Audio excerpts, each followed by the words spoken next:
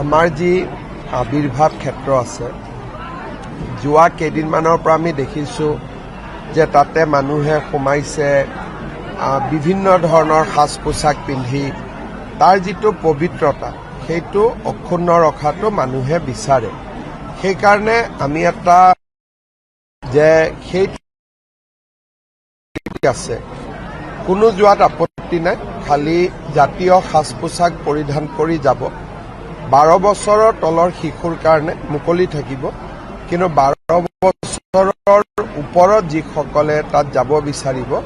জাতীয় সাজ পোছাক পৰিধান কৰি যোৱাটো আমি বিচাৰিছোঁ মই আজি কৈ দিম লগে লগে আৰুতো নহয় 2-3 দিন গভৰ্ণমেণ্টৰ ফাইল চলিব এপ্ৰুভেল হ'ব 2-3টা দিনটো লাগে